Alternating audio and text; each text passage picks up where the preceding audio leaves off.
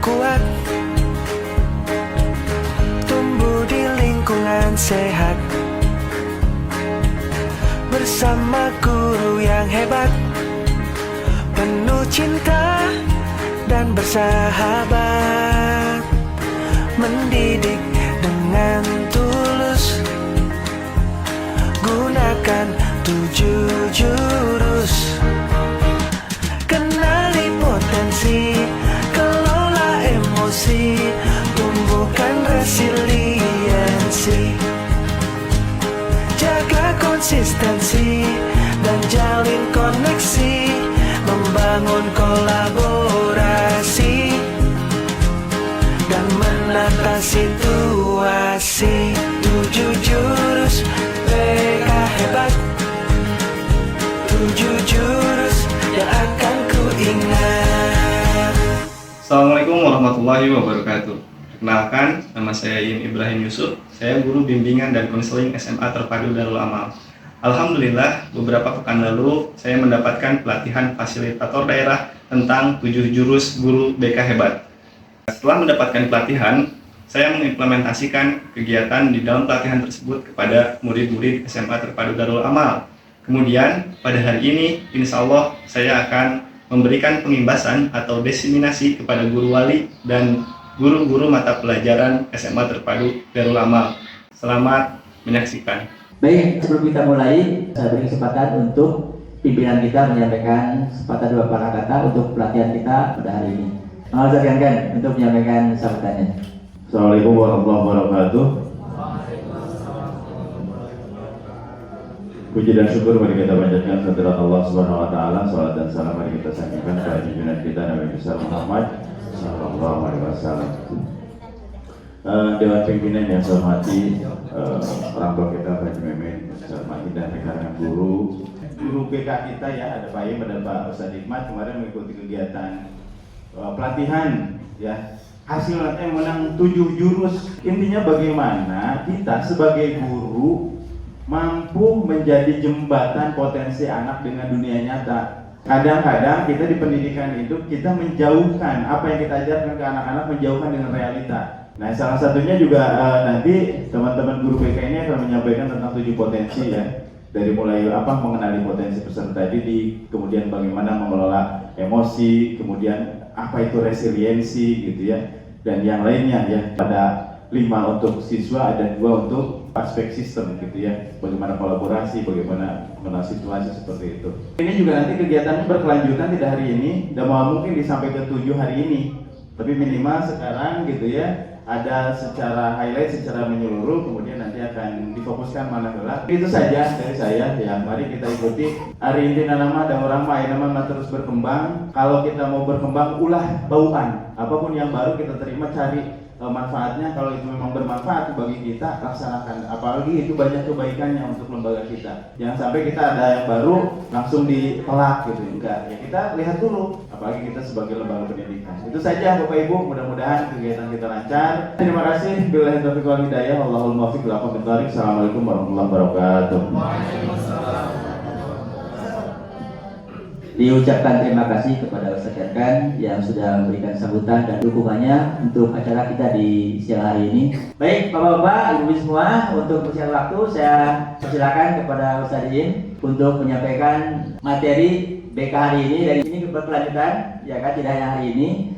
Karena ini bukan hanya pengetahuan, tapi juga harus dipraktekkan sama kita. Jadi kita benar-benar ada perubahan mindset, plus juga di lapangan kita berubah untuk bagaimana menangani anak kita. Pendekatannya seperti apa. Baik, itu saja. Mangga Pak Im untuk menyampaikan materi yang pertama. Bismillahirrahmanirrahim. Assalamualaikum warahmatullahi wabarakatuh. Waalaikumsalam warahmatullahi wabarakatuh. Alhamdulillahirrahmanirrahim. Puji syukur kepada Allah, salawat kepada Rasulullah. Bapak Ibu semua, apa kabarnya hari ini? Alhamdulillah. Luar biasa. Allahu Akbar. Oke, baik. Terima kasih Bapak Ibu semua. Di siang hari ini Bapak Ibu, saya akan sedikit mereview, mungkin meringkas apa yang kami dapatkan kemarin ketika pelatihan. Yang pertama adalah terkait dengan mengenali potensi. Ternyata Bapak Ibu, potensi setiap orang itu berbeda-beda dan unik. Jurus 2 itu terkait mengelola emosi. Bapak Ibu, sebetulnya di usia anak remaja yang secara perkembangan mental dan fisiknya itu sedang berkembang, emosinya itu meletup-letup dan meledak-ledak gitu ya. Makanya tidak heran jika ada anak yang tiba-tiba marah, kemudian tiba-tiba mungkin melampiaskannya dengan kabur atau sering terjadi bullying dan lain sebagainya. Mungkin tata kelola emosinya yang belum rapih gitu ya. Kemudian ada resiliensi. Nah, resiliensi ini daya lenting Bapak Ibu, bagaimana kita jatuh lalu cara kita untuk bangkit kembali, bangun kembali. Kemudian ada jaga konsistensi, ya ulah semangat ekstra jos di awal, sananya melempem gitu ya. Aspek yang biru ini adalah aspek untuk siswa, sedangkan aspek untuk sistem ini adalah membangun kolaborasi dan menjaga situasi. Kayak gitu. Sebelum ke praktik Bapak Ibu, saya ingin mengajak Bapak Ibu bermain dulu sebentar. Silahkan Bapak Ibu untuk berdiri ya. Ini ada sedikit permainan. Permainan ini akan mengantarkan kita mengenal kecerdasan yang kita miliki. Teknisnya kayak gini Bapak Ibu. Saya akan membacakan beberapa pernyataan satu kalimat ya.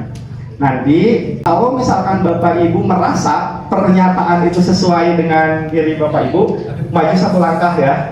Nanti setelah itu pernyataan kedua mundur lagi ya. Jadi nanti ketahuan. Kalau nggak sesuai diam aja. Siap ya Bapak Ibu ya. Pernyataan yang pertama, saya suka nonton drakor atau film sampai bisa larut dalam ceritanya. Siapa? Ayo jangan ragu-ragu. Oke, ternyata ibu-ibu ya yang suka menonton drakor ini ya. India, kumaha India. Oke, baik, mundur lagi. Ya, oke, ternyata ibu-ibu. Oke, gak apa-apa. Ya, selanjutnya pernyataan berikutnya. Yang suka nyanyi ketika sedang sendiri. Oke. Oh, baru tahu jamaah supaya nyanyi ya, nanti nyanyi ya, jamaah ya. Satu lagi. Saya suka berpikir logis, suka angka, teka-teki atau strategi. Oke, ini matematis logis ya saya. Tepuk tangan untuk kita semua.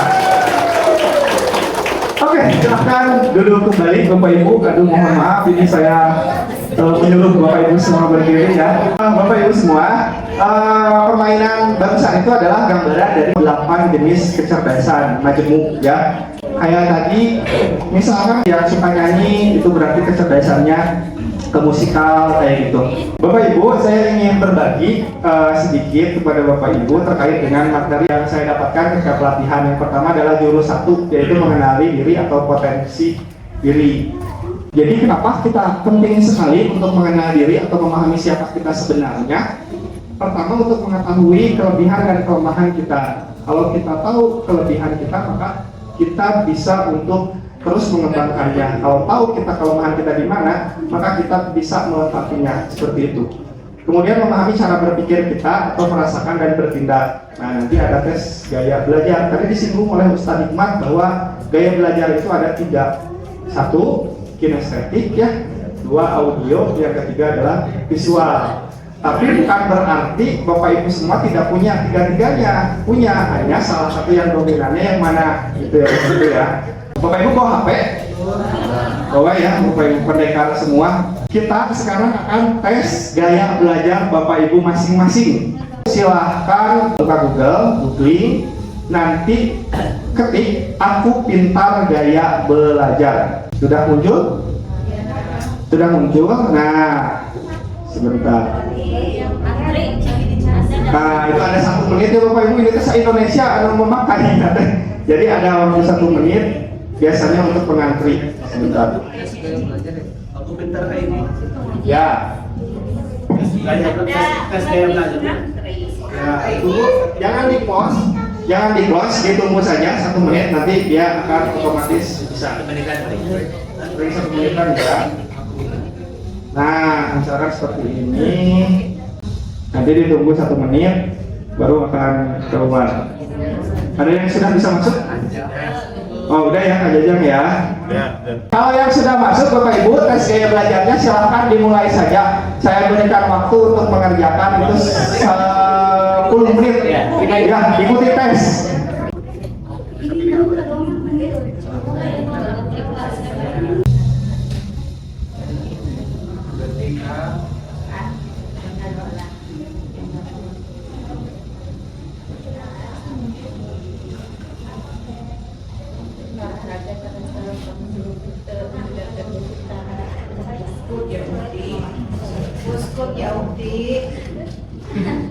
Ada yang udah selesai? Ini selanjutnya tuh bisa. Hah? Selanjutnya belum bisa. Coba. Sudah?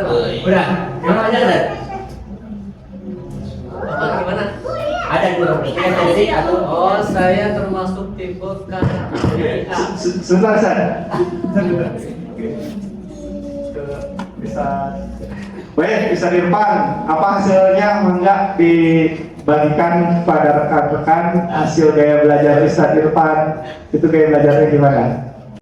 Saya termasuk tipe kinestetik visual auditory. Woi. Persentasenya berapa? Persentasenya? Persentasenya visualnya 33%, auditorinya 30%, kinestetiknya 36%. Wah, berarti masih tinggi kinestetik ya? Makanya jauh badminton itu. Pengertiannya apa Ustaz? Jana penjelasannya?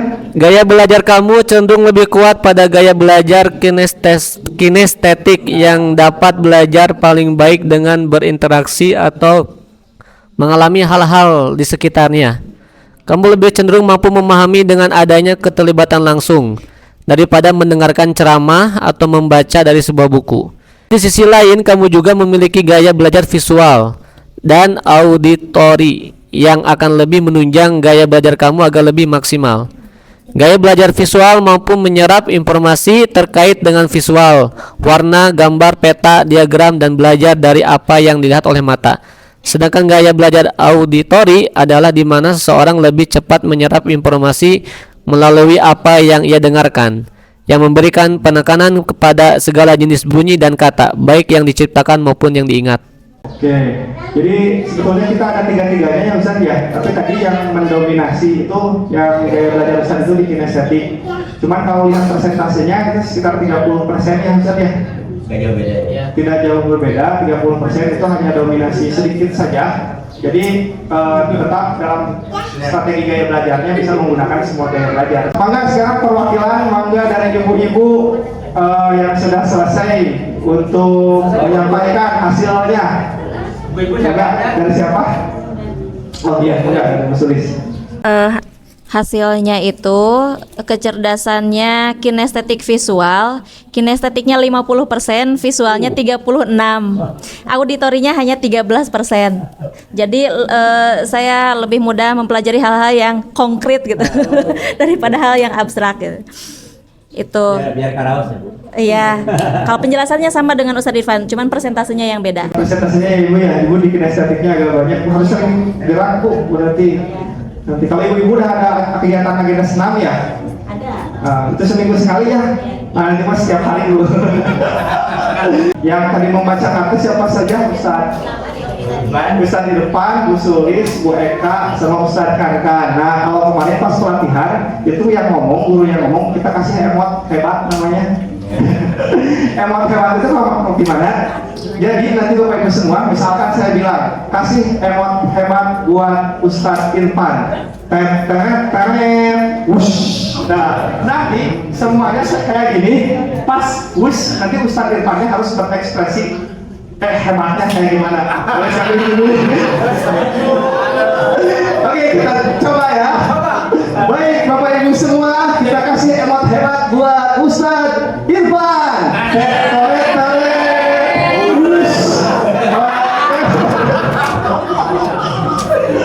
Saya lanjutkan ke materi berikutnya. Nah Bapak Ibu, tadi kan Bapak Ibu sudah tes gaya belajar ya.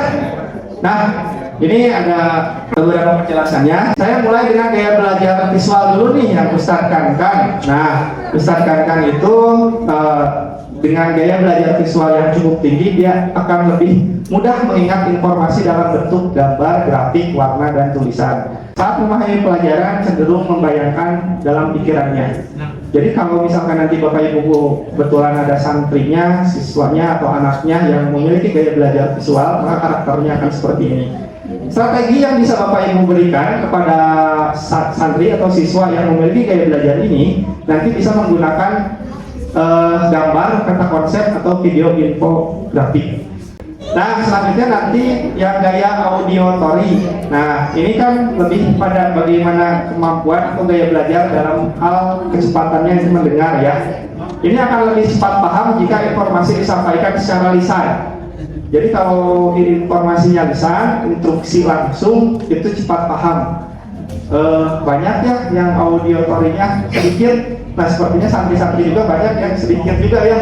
Kadang-kadang kita kasih instruksi A jadi B gitu ya, atau B jadi Z. Kemudian mudah mengingat informasi yang didengar seperti lagu, cerita, atau percakapan. Nah, Bapak Ibu, strategi yang bisa Bapak Ibu gunakan untuk gaya seperti ini, gaya belajar audio seperti ini, gunakan diskusi, tanya jawab, rekaman suara, dan lagu edukatif kayak pelajaran sorop yang beda ya. Nah, lagu-lagu edukatif, jadi itu akan lebih cepat menyerap kepada anak yang gaya auditory. Nah, yang terakhir adalah gaya belajar kinestetik. Nah, ini lebih efektif dengan menyentuh, bergerak, dan melakukan langsung. Dia suka praktik, eksperimen, atau aktivitas fisik. Nah, mudah bosan jika hanya duduk diam terlalu lama. Nah, Bapak Ibu sudah bosan belum? Nah, barangkali kalau sudah bosan ya, ini gaya belajarnya kinestetik ini. Kemudian strategi pembelajarannya adalah gunakan permainan edukatif atau simulasi atau eksperimen atau role play, bermain peran. Misalkan, coba kamu jadi ibu, jelaskan materi yang tadi ibu sampaikan. Nah, dia akan senang nih berperan sebagai diri kita, kemudian menjelaskan materi yang sudah kita sampaikan. Itu kinestetik, salah satu strateginya. Kemudian sertakan aktivitas fisik dalam pembelajaran seperti berdiri saat menjawab atau berjalan antar pos. Jadi ketika menjawab boleh dipersilakan berdiri. Bapak Ibu, nanti di tes itu sebetulnya ada kecerdasan majemuk juga, tapi agak lama tesnya, jadi sengaja saya pilih gaya belajar. Nah, kalau kecerdasan majemuk itu ada cerdas verbal linguistik, kemudian cerdas logis matematis. Kayak Habibie misalkan, yaitu jelas ya cerdasnya logis matematis itu pada hal-hal yang bersifat teknis. Nah, kalau yang paling bawah ini gambar atlet voli kita Megawati ya. Ini kira-kira kecerdasannya apa? Coba acungkan tangan. Megawati kecerdasannya apa? Sadirvan apa? Megawati kecerdasannya apa kira-kira menurut Sadirvan? Kinestetik ya. Oke, berikan emot hebat kepada Ustaz Irfan.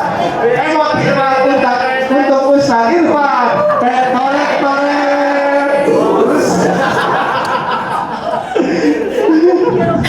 Bapak Ibu, nanti di aplikasi Aku Pintar tersebut ada juga yang mengenali potensi karir masa depan. Ini teorinya Holland ya, salah satu tokoh psikologi yang membagi potensi karir masa depan yang bisa dipilih berdasarkan kepribadian seseorang gitu. Nah, ini misalkan bisa jadi mekanik, tukang listrik, teknisi, polisi, petani. Nanti bisa tes tuh. Setelah dites nanti akan muncul hasilnya Bapak Ibu mana yang paling mendominasi. Ada yang satu, ada yang dua, atau bahkan ada yang tiga yang mendominasinya. Bapak Ibu, jurus 1 sudah selesai ya. Selamat. Nah, bisa digunakan aplikasinya, nanti diterapkan bersama santri bimbingannya yang murabi. Nanti boleh dicek anak-anaknya. Jadi kayak gitu, jurus 1-nya sudah selesai. Oke. Baik Bapak Ibu, mudah-mudahan cukup waktunya ya. Ada salah satu jurus lagi yang ingin saya sampaikan, saya ringkas saja. Ini adalah jurus 3. Kenapa jurus 3? Kemarin saya ngobrol sama Ustadz Jajar terkait banyak anak yang memang menyerah ya, Ustadz Jajar ya. Menyerah dalam artian tidak melanjutkan atau mungkin pulang dan lain sebagainya. Nah, jurus ketiga ini adalah tumbuhkan resiliensi. Apa itu resiliensi? Resiliensi itu adalah kemampuan seseorang untuk bangkit kembali dan pulih dari kesulitan, stres, trauma, Kita juga pernah ya stres, trauma juga pernah, tapi depresi mantongnya. Resiliensi ini adalah kemampuan untuk beradaptasi, bertahan, bahkan tumbuh lebih kuat setelah menghadapi tantangan. Bapak Ibu, kenapa resiliensi itu penting? Saya merangkum beberapa berita atau beberapa sumber ya. Di Banyuwangi itu anak karena diejek, tidak punya ayah, gantung diri, tewas gantung diri. Kemudian ada juga di Tribun News, siswa SMP bunuh diri karena HP-nya disita. Sebetulnya bukan yang salah aturannya, tapi yang salah karena kita tidak menanamkan resiliensi kepada anak. Gitu. Kalau aturan itu tetap harus ditegakkan, tapi iringi dengan bagaimana menanamkan resiliensi. Konsep dari resiliensi ini ada 6. Yang pertama adalah effective problem solving, bagaimana seseorang itu secara efektif dia mampu memecahkan masalah. Kemudian self compassion, dia menerima dirinya bahwa ketika itu mungkin saya gagal misalkan. Yang ketiga adalah positif perspektif, dalam sudut pandang apapun dia selalu berhusnuzon atau berbaik sangka. Nah, yang saya lingkari kuning ini adalah growth mindset yang akan kita bahas sekarang ya. Kenapa growth mindset yang akan dibahas? Karena ini adalah akar dari semuanya. Akar dari semuanya dalam membangun self resiliency atau daya lenting. Oke Bapak Ibu, Kekuatan mental lah yang ini. betul. Kekuatan mental. Bapak Ibu, saya ingin bercerita sedikit tentang cerita si kembar. Nah, jadi ada A dan B, dua anak ya, si kembar A dan B. Dia tumbuh dalam lingkungan keluarga yang mana ayahnya adalah seorang pemabuk, mabuk-mabukan, kemudian sering pulang malam dan ketika ada di rumah suasana menjadi mencekam. Nah, kedua anak ini, yang A itu ketika tumbuh dewasa tumbuh menjadi seperti ayahnya.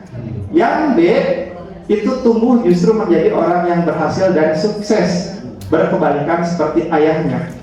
Kira-kira menurut Bapak Ibu, kenapa itu bisa terjadi? Oh, boleh Ustaz Sofyan, coba.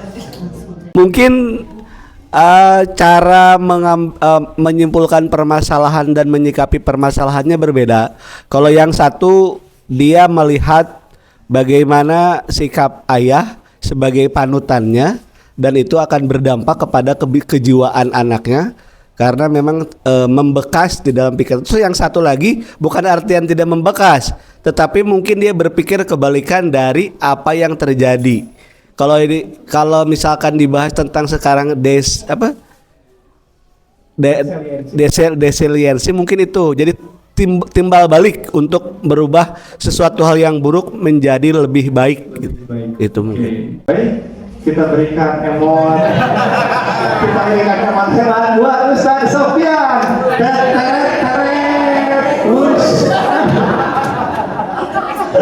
Oke. Terima kasih Ustaz Sofyan, betul sekali tadi kaitan dengan pola pikir ya. Yang satu pola pikirnya bertumbuh, yang satu tidak. Sebetulnya kita itu dalam berpersepsi atau berpandangan ada yang namanya growth mindset dan fixed mindset. Nah, misalkan ketika menghadapi atau mendengar kata kesuksesan, fixed mindset yang karakternya orang fixed mindset, maka dia akan berkata saya bisa sukses jika punya bakat. Tapi yang growth mindset, saya bisa sukses dengan berusaha kayak gitu. Ini saya ingin bertanya kepada Bapak Ibu semua. Saya akan bacakan kalimatnya. Misalkan yang ini, yang pertama. Saya percaya bahwa kecerdasan dasar saya adalah sesuatu yang tidak dapat saya ubah. Apakah itu visual, apakah itu kinestetik dan lain sebagainya, tidak dapat saya ubah terlalu banyak. Menurut Bapak Ibu ini fixed mindset atau growth mindset? Fixed mindset. Oke, lanjutkan. Ketika saya menghadapi tantangan, saya biasanya menyerah karena saya merasa tidak cukup mampu. Fixed mindset. Oke, betul ya, karena menyerah. Jadi sudah bisa membedakan ya antara fixed mindset dan growth mindset. Jadi ternyata secara ilmiah otak kita akan membuat jalur baru untuk bertumbuh ketika menghadapi satu tantangan atau satu masalah. Namanya itu neoplastisitas. Betul Ibu dengar neoplastisitas? Jadi ada mekanisme biologis yang mendasari growth mindset. Setiap kali individu dengan growth mindset menghadapi tantangan, itu dia di otaknya itu akan membangun atau menyusun lagi saraf yang baru. Kayak gitu. Jadi semakin sering menghadapi tantangan, semakin kuat yang grow mindset itu. Ini ada satu penelitian yang ingin saya sampaikan. Eksperimennya menarik, dilakukan oleh Carol Dweck. Jadi dia itu seorang profesor psikologi di Stanford University. Dia itu memberikan satu eksperimen di kelas. Ada kelas A, ada kelas B. Yang kelas A, ketika ketika diberikan satu eksperimen kasih soal, misalkan soal fisika dari 1 sampai 10, kelas A itu setelah menyelesaikan soal maka diberikan pujian. Wah hebat, wah kamu jenius.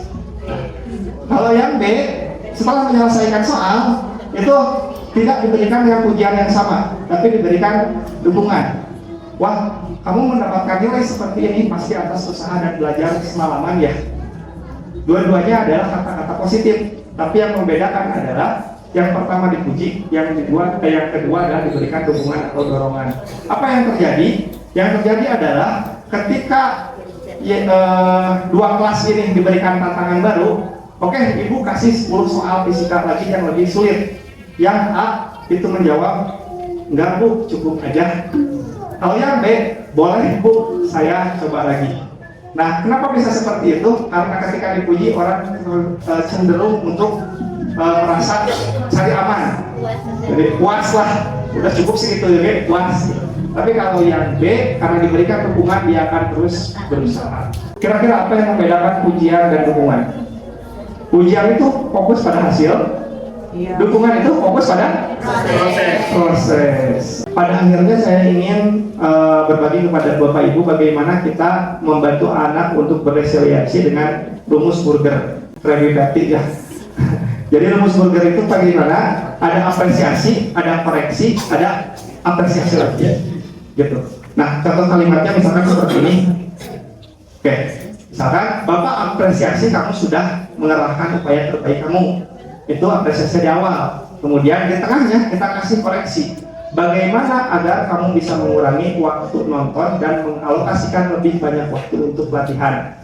Itu koreksi. Karena anaknya terlalu sering nonton, apakah main HP atau lain sebagainya gitu ya. Terakhir, kita tutup lagi dengan apresiasi. Bapak percaya kamu pasti bisa. Oke. Nah, ini bisa digunakan sebagai rumus sederhana yang dipakai untuk tetap membangkitkan resiliensi. Oke, di akhir Bapak Ibu, saya ingin memberikan bahwasannya sikap kita sebagai guru itu ternyata harus tegak ya, tegak plus S. Jadi tegak plus S, lembut dan tegak plus S. Karena ternyata burung elang itu kalau tidak salah dia itu menendang anaknya dari rio ya, dari atas dari sarangnya untuk menjadikan anaknya bisa terbang, gitu ya. Kebayang kalau ditendang mah jika kena sarang dan aja diuapan gitu ya, kemudian dilengkapi semua kebutuhannya oleh ibunya.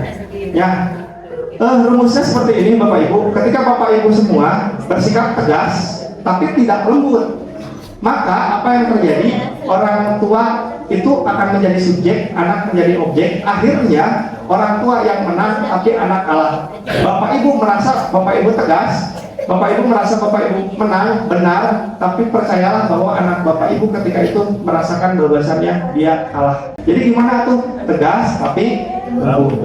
Oke, gitu. Maka yang menang dua-duanya. Ada kalanya kita tegas, ada kalanya kita lembut. Baik Bapak Ibu semua, mungkin itu saja ya yang bisa saya sampaikan. Terima kasih Bapak Ibu atas perhatiannya. Sekali lagi saya mohon maaf apabila dalam penyampaian yang mungkin ada yang kurang lengkap. Nanti mungkin kita di lain waktu bisa berbagi lagi terkait hal-hal bimbingan konseling ini. Selebihnya saya kembalikan lagi kepada Ustaz Hikmat. Wabillahi taufiq wal hidayah. Wassalamualaikum warahmatullahi wabarakatuh. Kita tepuk salut untuk Pak Iin. 1, 2, 3. Salut, salut. Salut, salut. Tepuk tangan dulu kita semua. Oke, terima kasih Pak Iin atas materinya luar biasa pada siang hari ini. Mudah-mudahan ini jadi bekal awal kita ya, khususnya kita sebagai murabi, bagaimana kita melayani anak-anak kita yang memang mereka butuh sentuhan, butuh pendekatan kita. terakhir ya tadi apa? Kita harus tegas tapi lembut. Nah, ini luar biasa ini.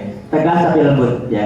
Saya tidak akan menyimpulkan, insya Allah semua teman-teman bisa menjawab apa yang disampaikan dan insya Allah ini berlanjut di materi berikutnya ya sampai selesai 7 BK hebat ini kita sampaikan.